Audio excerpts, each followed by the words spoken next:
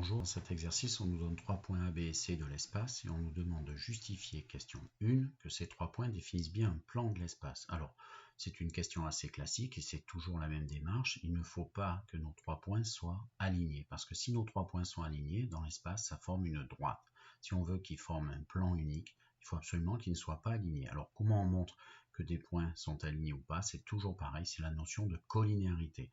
Donc, on va calculer deux vecteurs construits avec ces 3 lettres, d'accord? Alors moi je vais prendre par exemple AB et AC, mais on pourrait très bien prendre BC également. Ce qu'il faut, c'est qu'il y ait deux vecteurs avec ces 3 lettres. Il y aura forcément donc une lettre commune.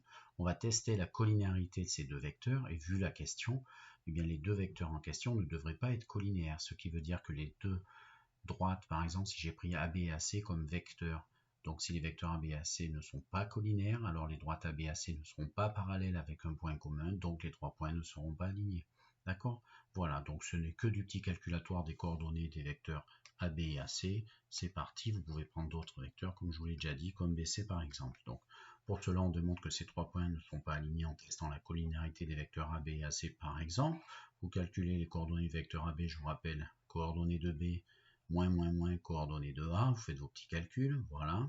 Ensuite, coordonnées de AC, c'est pareil, coordonnées de C, à qui je soustrais les coordonnées de A. Bon, ici, A, c'est que des coordonnées positives, donc vous voyez, il n'y a pas de moins.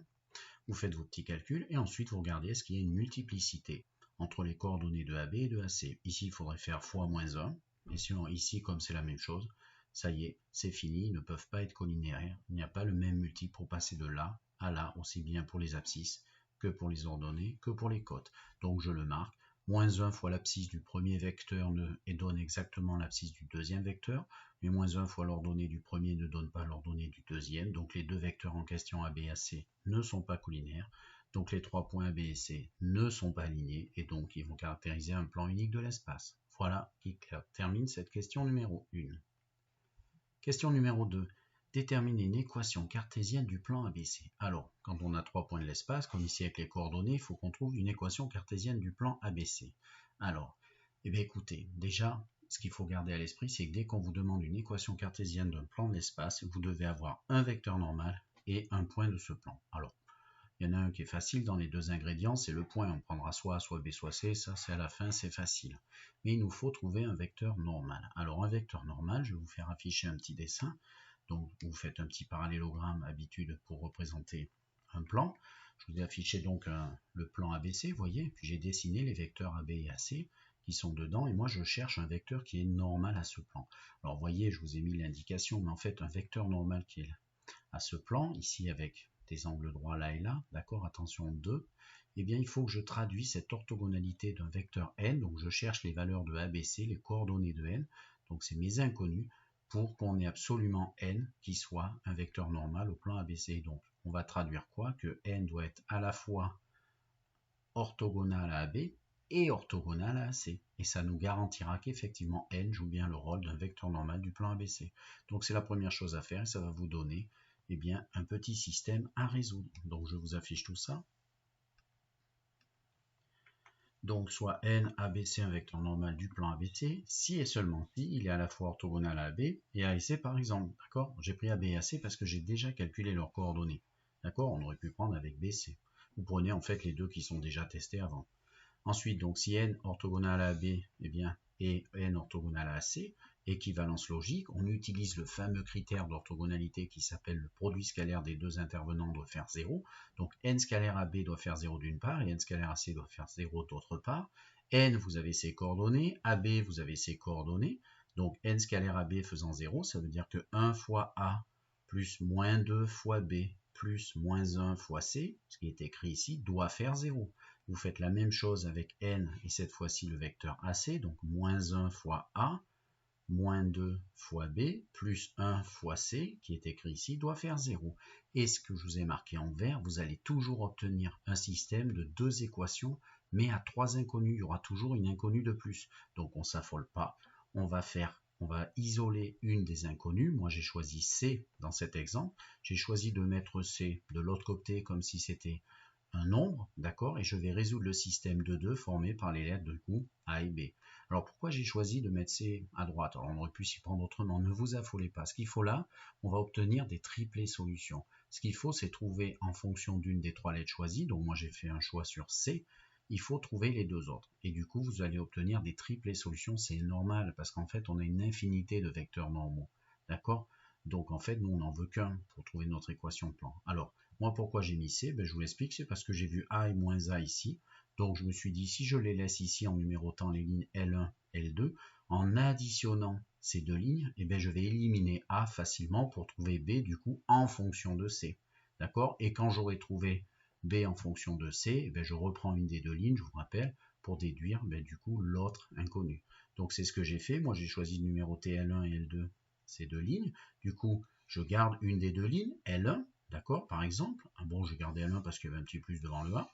Et j'ai fait L1 plus L2, alors à vous de voir si vous le faites de tête ou pas, mais L1 plus L2 on y va. Ça veut dire que si je cumule les 2 membres de gauche de L1 et L2, c'est encore égal au cumul des 2 membres de droite. Du coup, ça fait A plus moins A, les A disparaissent, d'où cette méthode. À gauche, moins 2B plus moins 2B, ça fait donc moins 4B à gauche, qui résulte de l'addition des 2 membres de gauche. Et à droite, C plus moins C, il se trouve que les C disparaissent. Il ne faut pas vous affoler, il se peut comme ici, c'est un cas particulier, il n'y a pas la valeur de C, B ne va pas dépendre de C. Et en fait, si moins 4B fait 0, c'est que B fait 0, moins 4 fois quoi fait 0? 0. Voilà, alors si B fait 0, maintenant j'avais isolé A tant que j'y étais ici en mettant moins 2B de l'autre côté. A étant égal à 2 fois le B que j'aurais trouvé plus C, comme B j'ai trouvé 0, et bien ça veut dire que A il fait C. Résultat, tout triplé non nul ABC joue le rôle d'un vecteur normal, mais avec la particularité ici pour ce plan que A doit être égal à C et B doit faire 0. Donc A doit faire C, B doit faire 0. Et bien sûr, C que j'avais gardé est égal à lui-même.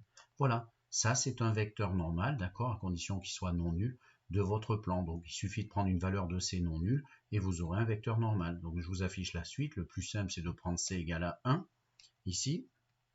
Et du coup, ça donne sera un vecteur normal de mon plan ABC. Moi, j'ai pris C égale à 1 et du coup, voilà, 1, 0, 1 sera un vecteur normal du plan. Et quand vous avez un vecteur normal, je vous rappelle, il suffit de remplacer ceci, c'est le coefficient devant X. Le 0, c'est le coefficient devant Y. C'est pour ça qu'il n'y a pas de lettre Y dans cette équation de plan.